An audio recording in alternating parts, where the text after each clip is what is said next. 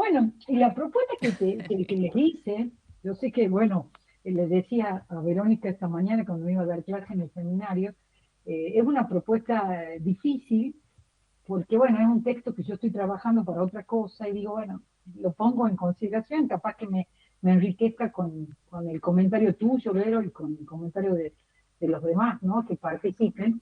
Y no se trata de ninguno de esos relatos que la gente No. ha propuesto, ¿no? Es un relato que a mí me fascina porque Jesús ya está, si lo buscamos, está en el capítulo 12 del Evangelio de Marcos. Quienes tengan la Biblia por ahí lo pueden ir buscando. Y está casi ya al finalizar, estamos en el umbral del capítulo 13. Y en el capítulo 14 ya comienza la pasión de Marcos. O sea que ya estamos terminando con la vida de Jesús, ¿no? En el relato de Marcos. Y Jesús pone este relato tan precioso, porque es cortito, son tres versículos, casi nada, pero tiene una enseñanza según lo miremos solito o según lo miremos con su contexto. Y aquí es donde a mí me gustaría que hagamos el juego, ¿no? En el día de hoy. Lo miremos primero solito y después lo miremos en el contexto. Y yo creo que mirando en su contexto, que decía Verónica esta mañana, un poquito duro, es un poquito duro. Así que si se animan, lo podemos Sí. leer, lo puedo leer, Verón. Por favor, vamos a proclamarlo y después nos contás cómo se liga el elemento de la moneda en esta historia y qué valor tenía la moneda en la época del Señor Jesús. Adelante, Marian. Bien, entonces el texto que vamos a leer, la perícopa, como me gusta decir a mí, es Marcos 12, del 41 al 44. Y dice lo siguiente: Jesús se sentó frente a la sala del tesoro del templo y miraba cómo la gente depositaba su limosna. Muchos ricos daban en abundancia. Llegó una viuda de condición humilde y colocó dos pequeñas moneditas de cobre. Entonces él llamó a sus discípulos y les dijo: les aseguro que esta pobre viuda ha puesto más que cualquiera de los otros, porque todos han dado de lo que les sobraba, pero ella, de su indigencia, dio todo lo que poseía, todo lo que tenía para vivir. Cortito, Hmm. muy cortito, pero muy desafiante, ¿no? Sí, y Eh, bellísimo. Sí. desafiante. Eh, aquí está la moneda que queremos compartir hoy. Estas dos pequeñas moneditas de cobre. ¿Mm? Mm. Vamos a ver qué quiere plantearnos Marcos con esto. Eh, hay Y el muchas propio cosas Dios también, ¿qué nos quiere plantear? ¿Qué nos quiere plantear? que... Vamos un poquito al contexto. Es fascinante esto porque uno dice, bueno, hoy un valor de intercambio, es una moneda. Pero en la época de Jesús hay que ver qué valor tenían estas monedas, por qué la escena aparece en parte del templo de Jerusalén, el lugar donde se convoca, lugar de fe máximo, donde se convocan allí el pueblo de Israel. ¿Y Ujú. qué sucede con esta señora que se determina que es una mujer viuda? ¿Qué pasa también con las viudas en la época de Jesús? Porque también tiene su importancia este dato como verbos, expresiones en un texto tan corto, pero lleno de significado, Mariana. Bien, nosotros tenemos que ubicarnos que Jesús está frente a la arca del tesoro. Era el lugar donde podían llegar las mujeres. O sea, nosotros tenemos, no sé si han visto alguna vez una maqueta del dibujo del templo, está el patio de los gentiles, después, más chico, el patio de las mujeres, donde podían acceder las mujeres, y después estaba el patio de los israelitas, donde podían pasar, donde estaba el altar del sacrificio. Entonces, entre el patio de las mujeres y el altar del sacrificio, se encontraba una habitación que era esta arca del tesoro, ¿no? El lugar del, digamos, donde se depositaba el, el aporte, ¿no? De todo para poder sostener el culto en el templo. Eh, es interesante que Jesús está sentado, ¿no? Los maestros nos enseñan sentados en Israel, ¿no? Entonces Jesús está dispuesto a no perderse nada y que nada sea motivo de no perdernos para poder enseñar a sus discípulos, ¿no? Marco está insistiendo mucho en el discipulado. Y frente a esto hay 13 recipientes. O sea, en el templo había 13 recipientes en forma de una trompeta. Uno tiene que decir que es una boca ancha y se iba haciendo más angosto Bien. al final, ¿no? Está. Y todos los que entraban en el templo dejaban su donativo. ¿Sí? Pero era interesante esto, siempre había un sacerdote, ¿no? Que escuchaba el ruido de la moneda, ¿no? Y era muy interesante que no cualquier moneda era importante para el templo, eran las monedas de Tiro, ¿no? Era la única que valía en el templo, si no tenía que cambiar, por eso uno de los oyentes dijo, las monedas de los cambistas, se cambiaba la moneda para que sea la moneda Mm. válida, la moneda, digamos, que servía para el templo, ¿no? Entonces, al lado de estos lugares de donde se ponían los donativos, había un sacerdote que con el sonido, con el ruido que hacía esa moneda al caer, o las grandes monedas al caer, decía, bueno, esta es una moneda válida y sabemos cuánto es. Por eso se puede entender que Jesús haya sentido el ruido, ¿no? El sonido de las dos pequeñas moneditas de esta mujer, ¿no? Y ese Y sacerdote que estaba al lado decía también el importe que claro, había eran, ahí, que eran habían puesto en cuatro, la eran trompeta. cinco, claro, él podía Ay, lo calcular, decía y todo el mundo se enteraba de claro, eso.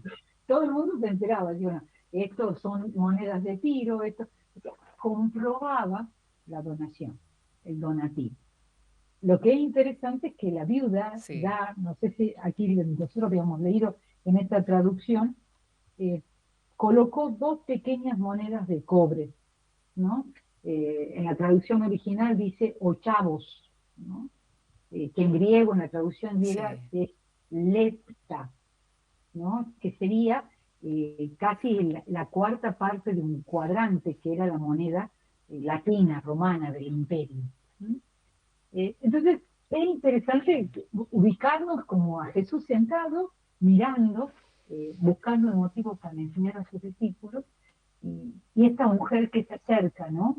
Y que podamos leer, está muy, muy bien armado el texto, que podamos ver cómo primero se acercan algunos y que echan de la abundancia que tienen, ¿no? Echan en estos canastos de la abundancia que tienen, ¿no? No sé si recuerdan, dicen, muchos ricos daban en abundancia. En cambio, esta mujer, esta viuda pobre, vulnerable ella siendo mujer y siendo viuda, da de su escasez, de lo poco que tiene, ¿no? Miren Mm. el correlativo, ¿no? El énfasis que le pone el escritor y el mismo Jesús al relatar lo que acaba de acontecer, ¿no? Es impresionante Ujú. porque dice, los ricos dan en abundancia de lo que les sobra. En cambio, literalmente, la pobre viuda da cuánto tenía, y literalmente cuánto tenía para vivir, ¿no? Es fuerte la distinción que se hace, ¿no? Eh, También es interesante el verbo que se usa, ¿no? El verbo echar, ¿no? Echan, ¿no? Ponen, tiran dentro dentro de esta, ¿cómo se llama? De esta canastilla. Nosotros, no sé cómo le dicen ustedes, pero nosotros decimos la bolsa, ¿no? Que pasa para la ofrenda en la Sí. misa. Bueno, es interesante que después, bueno, lo vamos a analizar al verbo, ¿no? Pero tiran, echan, y este signo o esta acción implica querer sostener la acción del templo, ¿no?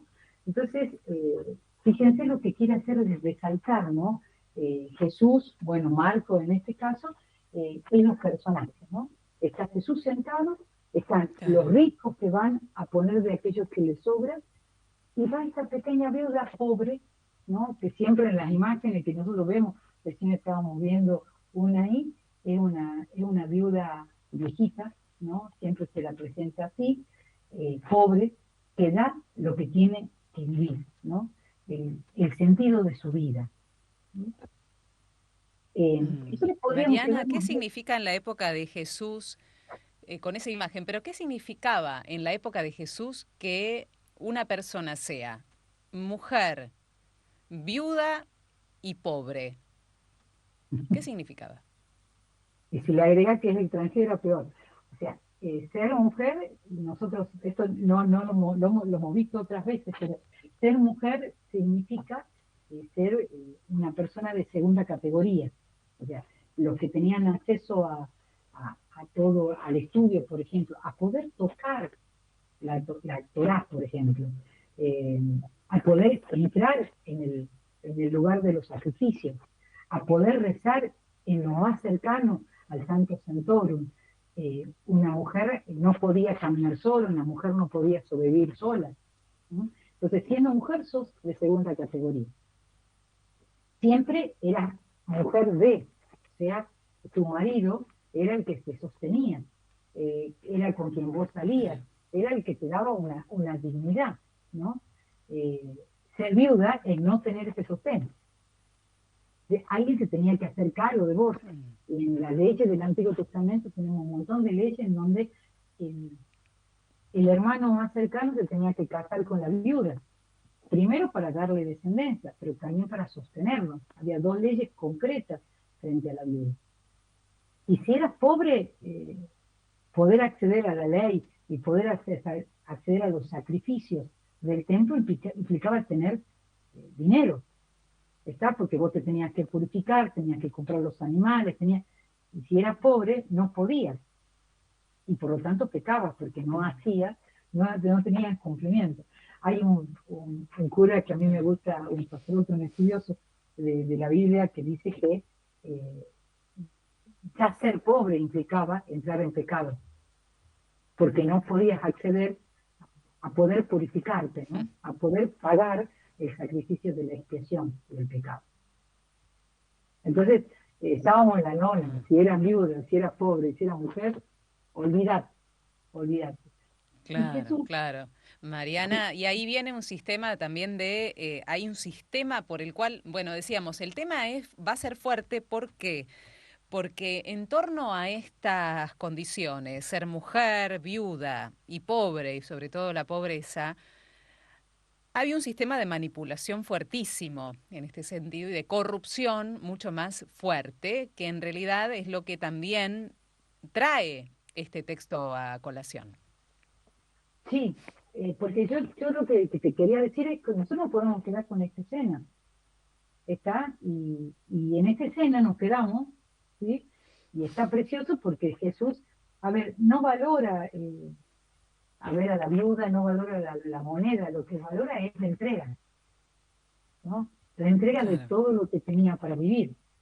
Por eso a mí me resultaba muy importante al comienzo, porque digamos, este texto está muy cercano a la entrega de Jesús, ¿no? Entonces, Mm, que Jesús vea en esta viuda pobre que no tiene mucha más salida para seguir viviendo, que entregue todo lo que tiene, es a ver, es un reconocimiento hasta su propia entrega, ¿no? Jesús está viendo en una figura de esta mujer lo que él tal está por cual. vivir dentro de unos capítulos, ¿no? Mm, Entonces me parece muy lindo no dejar de ver esto, o sea, el texto en sí tiene una joya y una riqueza en el cual nosotros todos nos podemos ver representados, ¿no? ¿Cuántas veces nosotros damos de lo que nos sobra, pero no damos a aquellos que nos permite vivir? Y es lo más rico que tenemos para compartir, ¿no? mm, Entonces, podemos quedarnos con así esta es. escena solamente y es precioso, ¿no? Y es una invitación y un examen de conciencia, ¿no? ¿Qué damos y qué no damos?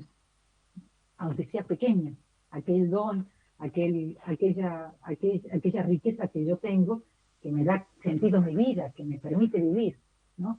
Y que quizás dándola se fructifique mucho más, ¿no? Pero mi idea de hoy era dar un pasito más, ¿no? Pero me parece importante compartirlo también en esto, que es muy rico y es muy lindo, ¿no? Ujú. ¿Verdad? Decíamos, Mariana, y la otra, hay otra cara de la moneda, hablando de la imagen de la moneda, hay otra cara de la moneda. ¿Cuál es esa otra cara de la moneda? Bien, la otra cara de la moneda, y es esto es lo que yo quería que podamos abrir la Biblia entre todos y poder ver este texto en su contexto. ¿No? Este texto de la ofrenda de la viuda eh, está escrito dentro del contexto en el cual Jesús entra a Jerusalén, en el Evangelio de Marcos al comienzo del capítulo 11, y termina este contexto cuando comienza la pasión, cuando Jesús es tomado preso. Ese es el contexto. Y cuando Jesús entra a Jerusalén, lo primero que hace es ir al templo. ¿No? Va al lugar donde es el lugar de oración, es el lugar de la presencia de Dios. ¿No? Y lo que salta a la vista en estos capítulos es que el templo está corrompido. ¿No? No sé si ustedes se acuerdan, Jesús va y uno de los oyentes dijo, y entró al templo y vio mesas de cambio de moneda, mesas para vender cosas. Entonces él va a decir, el templo de Jerusalén se ha transformado en una cueva de ladrones, en donde la gente intercambia mercancías y no va al templo a rezar. ¿No? El templo se ha transformado en un lugar de injusticia, de avaricia, y no en el lugar donde está la presencia de Dios. ¿No? Entonces, aquí Mm. está el contexto, y ahí se entiende de otra manera estas pequeñas moneditas de la viuda, ¿no? Eh, Podemos ir viendo algunas cositas, ¿no? Dentro del mismo texto, dentro de estos capítulos. Si ustedes ven, a partir del capítulo 11 del Evangelio de Marcos, Jesús cuando entra a Jerusalén, va directamente al templo y se encuentran con los escribas del templo, ¿no? A la medida que él empieza a expulsar a los vendedores. Fíjense en el versículo 13 del capítulo 11. Cuando llegaron a Jerusalén, Jesús entró en el templo y comenzó a echar a los que vendían y compraban. Derribó las mesas de los cambistas y los puestos de los vendedores de Mm. palomas. Prohibió que se transportaran cargas dentro del templo y les dijo, ¿acaso no está escrito, mi casa será llamada casa de oración para todas las naciones? Y ustedes la han convertido en una cueva de ladrones. ¿Y quiénes eran los grupos que estaban escuchando a este Jesús y que se empiezan a sentir incómodos? Son los sacerdotes y los escribas, que son la gente que tendría que haber cuidado, o sea, los representantes de los que tendrían que haber cuidado el sistema, el templo mismo, ¿no? Entonces,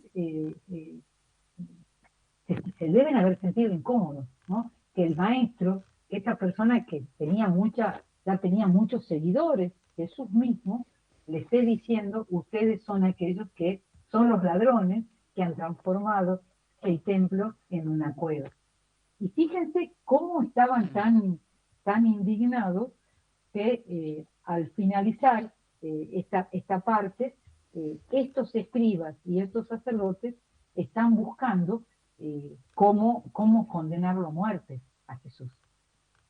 ¿Está? Entonces, en medio de toda esta Mm. rencilla, estas discusiones, el Evangelio de Marcos pone, pareciera ser, y yo les tiro ahí una cosita, una mujer viuda y pobre que entiende que el templo es verdaderamente una casa de oración y va a entregar no lo que le sobra para cambiar o intercambiar, sino va a entregar su propia vida.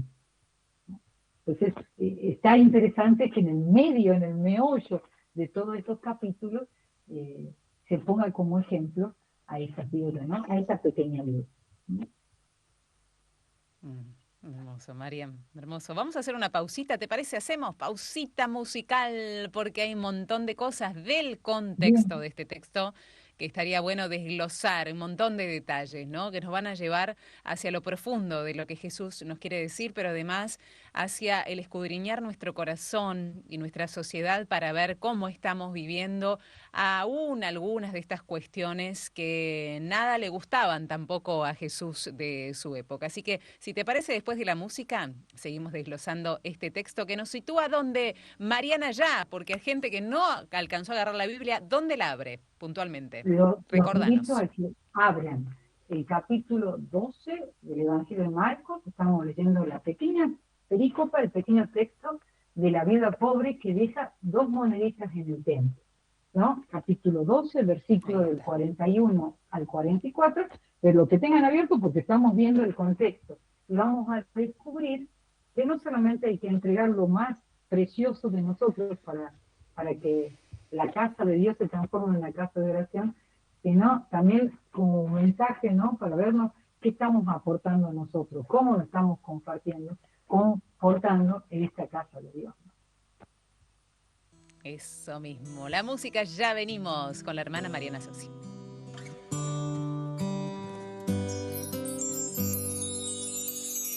Vengo, Señor, mi vida a ofrecer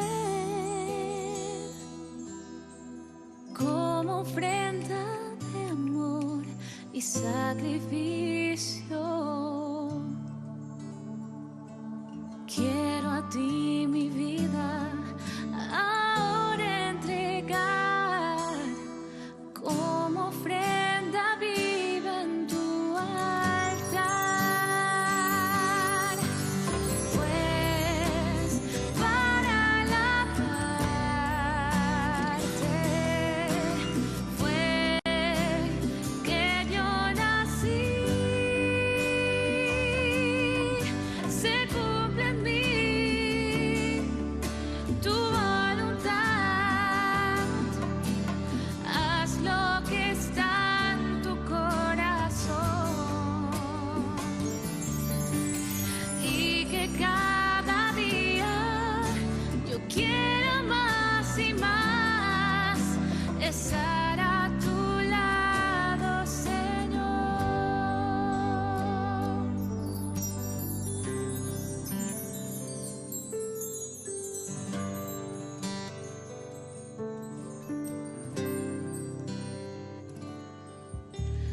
Vengo, Señor, mi vida a ofrecer como ofrenda de amor y sacrificio. Quiero a ti mi vida a entregar como ofrenda viva en tu altar. Pues para alabarte fue que yo nací. Se cumple en mí tu voluntad. Haz lo que está en tu corazón y que cada día yo quiera más y más estar a tu lado, estar a tu lado, estar a tu lado, Señor.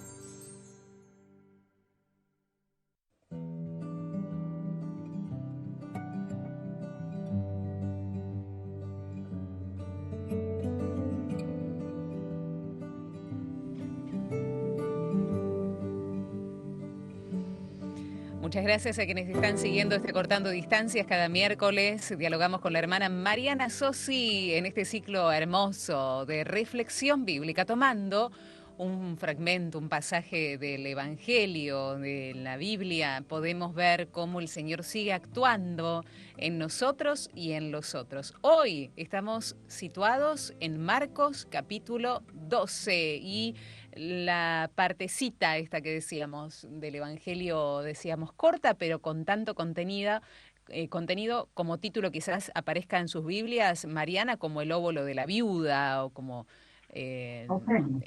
la ofrenda en el templo, sí, como la ofrenda en el templo. Ahí estamos, ¿no? De esta mujer viuda y pobre que pone en esas, me quedó trompeta, en esas vasijas a modo de trompeta, todo lo que tenía, ¿no? Y nos quedamos también viendo qué sucedía alrededor de esa ofrenda, Jesús observando sentado la escena. Y es interesante, yo les contaba que, bueno, los escribas y los sacerdotes, que después van a llevarlo a Jesús a la muerte, se sienten incómodos de este Jesús que mira, que ve, que quiere enseñar, que quiere recuperar esta casa de Dios como una casa de oración, ¿no? Y no como una cueva de ladrones, como le decía recién. Y estas críticas o estas discusiones en torno a este texto que nosotros estamos viendo y que estamos intentándole encontrar también otro sentido, enriquecerlo, para no tener solamente una sola lectura, sino otras lecturas, ¿no? Volverlo a leer y quizás encontramos otra cosa que nos ayude. eh, Esta discusión que tiene Jesús con los escribas, los sacerdotes, llega un momento, eh, digamos, muy, muy duro. A ver si se animan a leerla. Los versículos antes de nuestro texto, vamos, si se animan, al capítulo 12, versículos 37 y 38, ¿no? Y dice así: la multitud escuchaba a Jesús con agrado, ¿no? Peor, porque los escribas se sentían incómodos, pero la gente se sentía Claro, cómoda con claro. las palabras, ¿no? Y les dice, y él les enseñaba, fíjense lo que le dice: cuídense de los escribas, a quienes les gusta pasearse con largas vestiduras, ser saludados en las plazas y ocupar los primeros asientos en las sinagogas y en los banquetes, que devoran los bienes de las viudas y fingen hacer largas oraciones. Estos serán juzgados con más severidad. Es fuerte, ¿no? Pensemos, Malito para los fariseos. ya les ha dicho que ellos han hecho esto una cueva de ladrones, ¿no? Como que están destruyendo la identidad del espacio donde habita Dios. Y ahora está diciendo, ustedes serán juzgados severamente. Y fíjense cuál es la causa, ¿no? Hay como, podríamos decir, como dos causas, ¿no? Una de coherencia personal y otra de coherencia social, ¿no? Una de coherencia personal es esta, ¿no? Dice, ustedes les gusta pasearse con vestiduras largas, ser saludados en la plaza, o sea, ser reconocidos y en lugares públicos, ¿no? O sea, como decir, no estar de acuerdo con el servicio que tienen que prestar. Ellos tienen que prestar el servicio de que la casa de Dios sea un lugar de oración, ¿no? Un lugar de donde se sienta la presencia de Dios. Y ellos están buscando que se sienta su presencia, ¿no? Que me reconozcan a mí, Hacerse ver, sí. hacerse ver, ¿no? Pero lo más grave de todo y que se conecta con nuestro texto es lo segundo, que es la incoherencia social, ¿no? Es fuerte, el verbo que utilizan, que ya vamos a ver y echar también, ¿no? Que devoran los bienes de las viudas y fingen hacer largas oraciones. Devorar, ¿no? No sé si para vos es fuerte, pero para mí devorar significa Sí. comer desgarrando, ¿no? O sea, es como cuando uno devora, no Sin mastica, masticar, traga, ¿no? tragas Claro. todo, consumís todo, ¿está? Eh, y cuando dice aquí los bienes de las viudas, lo que está diciendo es, el texto original en griego dice, tas oikia, está hablando de las casas de las viudas. ¿Qué significaba esto que decíamos recién? Cuando una mujer quedaba viuda, alguien se tenía que hacer cargo, ¿está? Tenía que administrar los bienes de estas mujeres. ¿Por qué? Porque la cabeza de la familia moría, ¿no? Entonces, ¿qué pasa, no? Cobraba un sueldo, cobraba un beneficio. Si ponía a alquilar algunos terrenos o algunas cosas o alguna de las casas, eh, estas personas recibían un sustento, ¿no? Era justo esto. Pero lo que destaca esta persona, digamos, el texto que escribe, la pluma marciana, lo que destaca es que estas personas no cuidan la casa o los bienes, no cuidan a las viudas, sino que se apropian indebidamente, ¿no? Devoran los bienes, ¿no? Eh, es fuerte esto, ¿no? Porque además no solamente es como que tienen me miran a mí, que está en notar, yo hago, estoy vestido así para que me vean que soy escriba, que soy sacerdote, además que me vean rezar, sino eh, inconscientemente, con una doble faz de mi vida, estoy destruyendo la vida de los demás, ¿no? Algo tan precioso para el pueblo de Israel. Hay un montón de textos, tanto legislativos como de profetas, que subrayan continuamente que hay que hacer justicia al huérfano y a la viuda. Y quien no hace justicia al huérfano y a la viuda será castigado por el Señor, no será reconocido por el Señor. Lo tenemos en Isaías 1, lo tenemos en Isaías 10, lo tenemos en textos hasta extra bíblicos, o sea, que no es solamente los textos bíblicos que subrayan. Tenemos un documento del documento de Damasco, de Qumrán, que es como una ley de vida para la comunidad del Qumrán. Estamos hablando del primer siglo, o sea, en la misma época de Jesús, eh, donde dice que los que, miren, lo voy a leer como dice, los que exponen a las viudas con las riquezas del templo, serán personas que serán no reconocidas por parte de Dios, porque están dañando la misma ley de Dios, ¿no? Es como que Dios les dio la misión de cuidar a esta gente y ellos hacen lo contrario, ¿no? Y eso es terrible, eso es terrible. Entonces, en medio de esto, Jesús está viendo a una pequeña viuda, a una viuda pobre, que se acerca a dar todo lo que tiene para poder sostener la casa de Dios. Sí, era muy interesante dentro del escrito que enviabas, querida Mariana, esto del trato de las viudas, como un termómetro de la salud espiritual de la nación. Me pareció muy elocuente esto, ¿no? Del trato de las viudas a los huérfanos como un termómetro de salud espiritual, de coherencia, como decías vos al principio del programa. Uh-huh. Esto yo lo ponía hasta con negrita porque resultaba muy gráfico, ¿no? Decir, bueno, puede ser la meditación de hoy, ¿no? No solamente dar de lo que tenemos, sino cómo está nuestro termómetro de solidaridad. Claro. Y el termómetro de solidaridad no pasa solamente con aquellos que están a mi lado o con gente que yo le puedo caer bien. Aquí está los escribas y los sacerdotes. No por los sacerdotes de hoy, nosotros podemos ser los escribas y los sacerdotes de hoy, ¿no? Que nos gusta que nos vean que hagamos, pero nuestro termómetro de solidaridad está muy lejos de atender al huérfano y a la viuda, a las orfandades de nuestro tiempo, ¿no?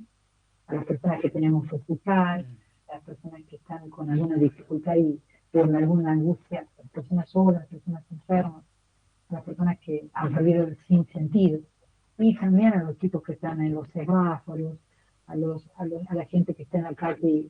Yo he visto mucha gente, ahora en Buenos Aires, pues ya que vos estás ahí, mucha gente en la calle en este último tiempo, más gente que otras veces que fui a Buenos Aires. Se triplicó.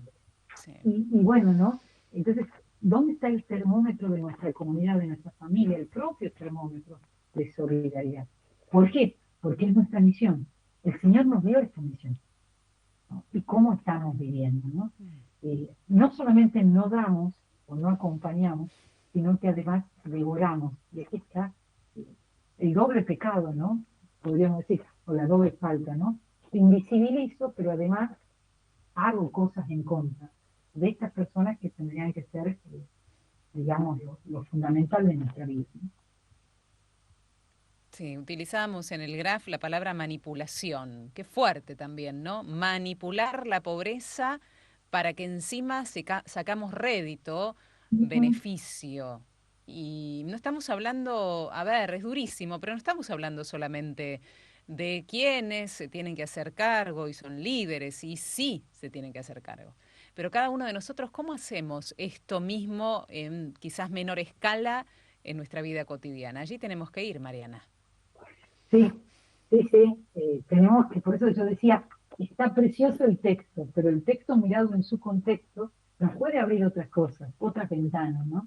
Y aquí te Claro. digo que Marco es muy gráfico para que estemos conscientes de esto, para que aprendamos de la viuda y de Jesús después dentro de un rato, ¿no? Mm. Con su entrega total, ¿no?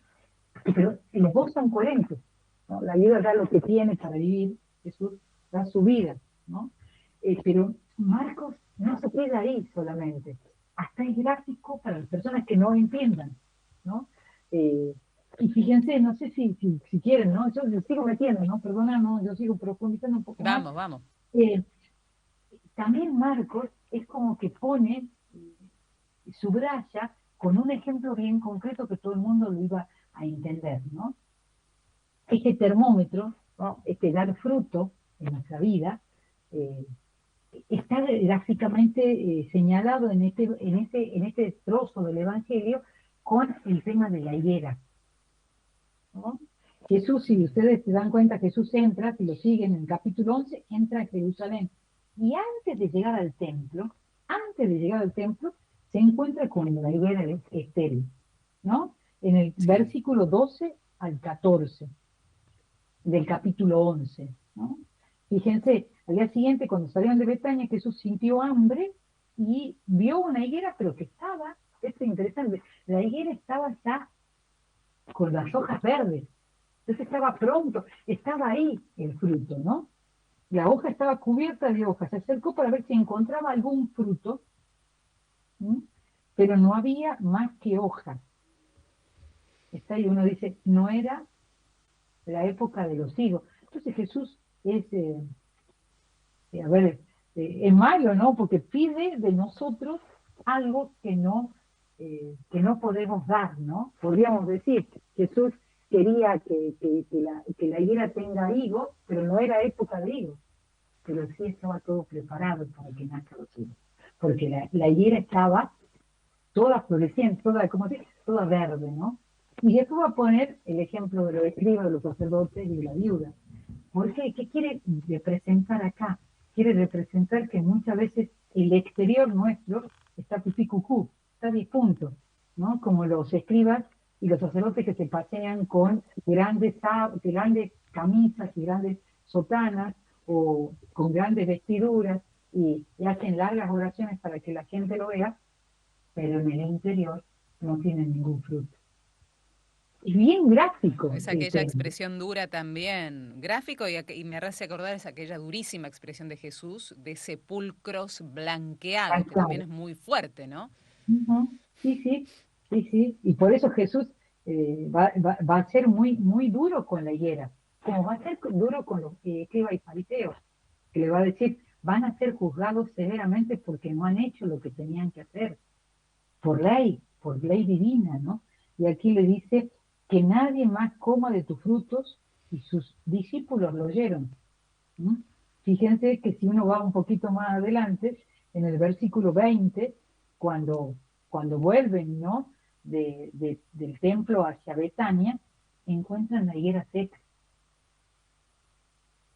Entonces es muy significativo, ¿no? Mm. Que Marcos diga, ojo, el juicio de Dios va a ser severo para quienes sean severos con el huérfano, con la ayuda, con aquellos con los cuales uno tiene que prestar esta atención solidaria, ¿no? Entonces, me parece que es una mirada, o sea, es como que en un pequeño texto uno puede encontrar muchas claves para entender realmente lo que Jesús nos quiere plantear. Es cierto, Mariana, y siempre la medida, porque se habla de medidas, ¿no? Hay muchos otros pasajes donde en el Evangelio se habla de medidas. La Ujú. medida que se mide o que Dios mide el corazón de cada uno siempre es el amor, ¿no? Esa medida a que dice él apretada, abundante, que también se utilizaba para ir a comprar con esas mismas monedas ciertas provisiones, Ujú. sacudida, ya que era un recipiente donde la sacudían para que entre más, y era el grano, ¿no? Sacudida, rebosante, abundante, tiene que ver con el cómo doy. Me vuelvo a la viuda, ¿no? ¿Cómo? No, no es arrojar la moneda, no es echar y vamos a ese verbo que vos decías, vamos a ver el verbo, pues muy, muy también significativo, no, no es echar así nomás, es disponer de colocando eso que yo tengo y en eso todo lo que va, todo lo que soy, todo lo que tengo, ¿no? Sí, sí, sí, sí, va por ahí, ¿no? Va el tema de este verbo que a mí me fascina mucho, ¿no? Me parece que cuando nosotros decíamos en el comienzo presentábamos el texto, es decir, bueno, no sé si han dado cuenta, en el texto dice que, eh, no sé si en el español de esta Biblia, pero el que yo te transcribí esta mañana, te lo ponía, ¿no? Dice, llegó una Sí, viuda de condición humilde y colocó, echó, ¿no? El echó de la mm, viuda es el pretérito, es una opción puntual en el pasado, ¿no? Que ya está sí, entregado. En cambio, el verbo echaron, ¿no? O echaban, está en imperfecto, o sea, los que tienen, eh, los ricos que se acercan en el templo, eh, es una actitud continua, ¿no? Es un imperfecto, es una acción que se repite, ¿no? Eh, Total, ellos pueden seguir echando, ¿no? En cambio, el verbo de la viuda es un verbo puntual, no es un pretérito, es una acción puntual, eh, porque echa todo lo que tiene, ¿no? Que podríamos decir, se entrega mm, todas. Por eso yo les decía con respecto a Jesús, ¿no? Que entrega toda su vida, ¿no? Y pareciera ser que los ricos van echando de a poco, ¿no? Podríamos decir esa entrega que se va haciendo de a poquito, porque todavía mi corazón está como cerrado, ¿no? Que no se quiere entregar totalmente, ¿no? Me parece esto, digamos, un juego de palabras, podemos decir, ¿no? Es un juego de verbos, de conjugación, pero el escritor bíblico quiere hacer de notar que, que la entrega de la mujer es ahora y para siempre, ¿no? A mí me gusta en el griego porque en el griego es muy gráfico, es decir, es un pretérito que es una acción pasada que tiene una continuidad en el presente, o sea, ya está echada su suerte, ya está entregada su vida. En cambio, el imperfecto siempre tiene esa conexión, digamos, de decir, todavía no, ¿no? Todavía falta, todavía no lo quiero, ¿no? Eh, por ahí va el tema del echar, ¿no? El echar para la entrega, tal ¿no? cual. Me quedo pensando, hablando también de esta acción de echar, de aquel personaje que estaba al lado de esta vasija en forma de trompeta, que nos contabas que generalmente era un sacerdote, que era el encargado de cantar la lotería, como un niño cantor, ¿no? A Sí, ver, hay $84, hablando de la moneda que a ver si, ¿no? 57.000 pesos, ¿no? Iba cantando lo que uno iba tirando, ¿no? sí, Algún euro que venga por acá. Entonces, cómo el texto también habla mucho de las apariencias? Jesús lo toma, ¿no? En el preludio de este texto. Se alargan las ujú, filactelias, se hacen hacer pasear por las plazas, ¿no? Seguramente, lo pienso, muchos de los ricos iban con su dinero y echaban esta cantidad y el niño cantor que le decimos decía cuánto dinero tenía y echaban de más por ahí para que mandarse la parte.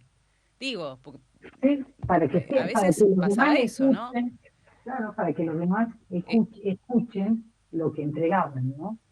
Pero eh, está claro, interesante, entregaban en imperfecto. En cambio, la claro, viuda entregó perfecto, ¿no? Es un pretérito, claro, ha entregado, nosotros decíamos pretérito perfecto, lo decimos así, ha entregado, ¿no?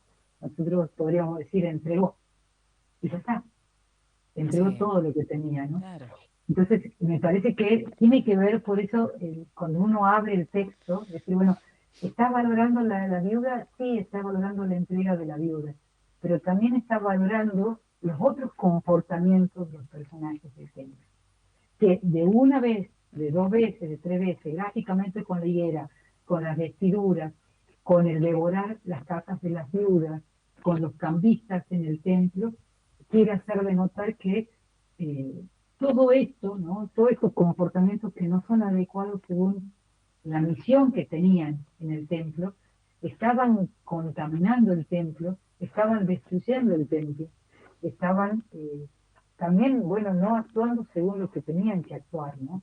Entonces me parece muy gráfico que el texto marquiano nos presente, digamos, esta propuesta de un examen de conciencia o esta propuesta de decir, bueno, ¿dónde me ubico, no? Me entrego, voy entregando de a poco, quiero que me vean, bueno, soy esta higuera también estéril, ¿no? Que no cumplo lo que tengo que hacer, devoro, como he hecho. Hay un montón de cosas que podemos centrar la mirada en este texto y enriquecernos con la propuesta, ¿no? Hacemos una última pausita, así vemos con qué partecita se ha quedado nuestra querida comunidad de Radio María TV para que puedan enviar su mensaje, ¿por qué no su pregunta? Si hay algo que quizás no hayan comprendido, que quieran saber un poquito más sobre el contexto, y vamos a ver cómo esto se vuelca, así se repite en nuestra vida cotidiana, en nuestra actualidad. Estamos dialogando con hermana Mariana Sosi. Última pausita en este encuentro, enseguida regresamos.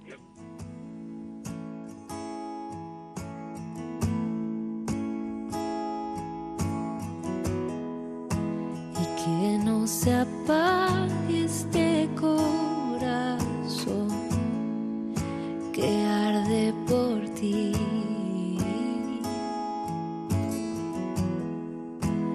Que una ofrenda pueda ser solo para ti. Que no se apague este corazón que arde por ti.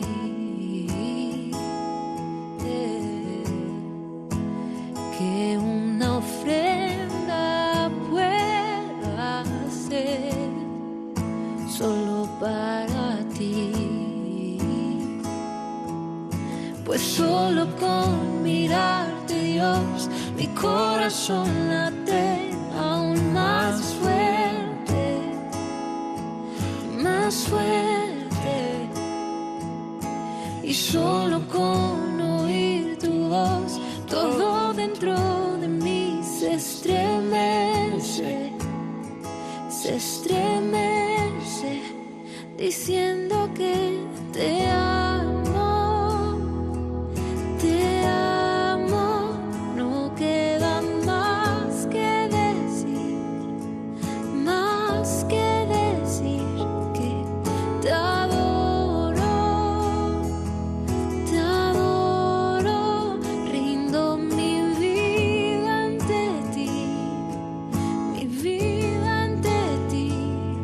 Jesús.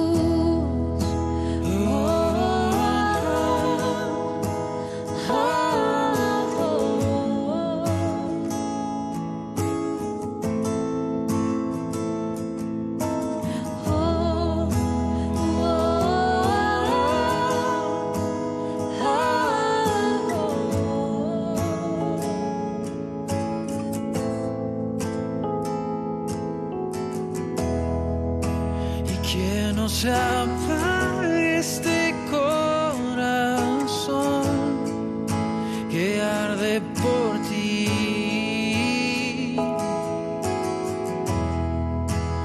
Que una ofrenda pueda ser solo para ti. Pues solo con mirarte, Dios, mi corazón late aún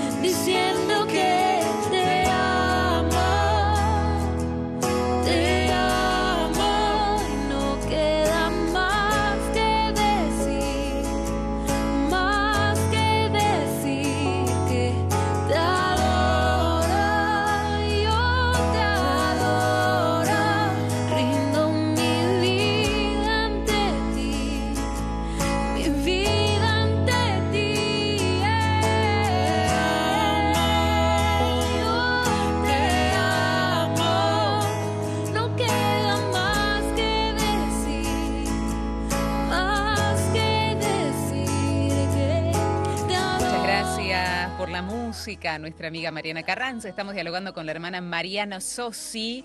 Y antes de que arranquemos con el programa, te preguntábamos, ¿qué texto tocará la hermana Mariana que tiene que ver con las monedas? Vos sabés, Mariana, hermana Mariana, que muchos han respondido esta consigna y me sorprende la cantidad de pasajes del Evangelio donde existen este tipo de elementos, de monedas. Por ejemplo, la mujer que perdió el denario, cuando lo encontró, llamó a sus amigas y se alegró. Después, cuando Jesús manda a Pedro a pescar y que el primer pez que saque la moneda de la boca para pagar el impuesto. Mirá, no me la acordaba. ¿Qué más? Den al César lo que es del César, a Dios lo que es de Dios. Otro pasaje. Cuando los fariseos quisieron engañar a Jesús, de nuevo este pasaje, preguntándole, ¿estaba bien pagar el impuesto al César? Traigan una moneda. Esto lo recuerda también desde acá un oyente. Ángel dice la parábola de los talentos. Ángel Rubén, de la provincia de Santa Fe.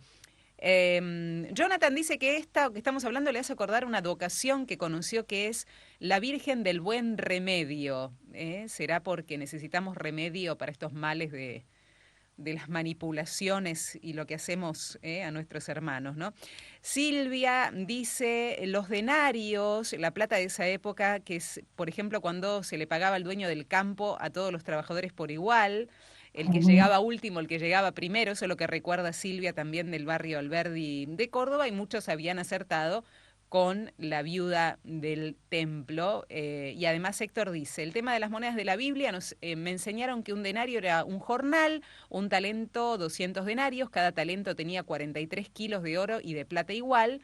Luego del denario se dividía en 128avas parte y medio. Bueno, esa última parte no la entendí, pero bueno.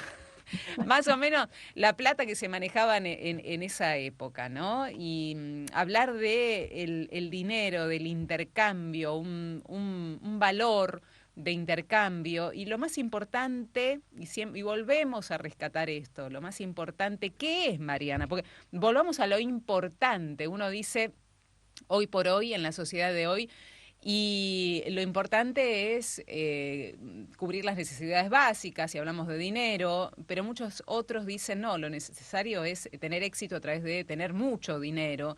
Y esto a veces lo dicen los líderes que dirigen a los pueblos, ¿no? Que se enriquecen a costa de aquellos que menos tienen, como la viuda, para hacerse ver y hacerse importantes a través de esa manipulación que se hace siendo líderes a costa de este pueblo pobre.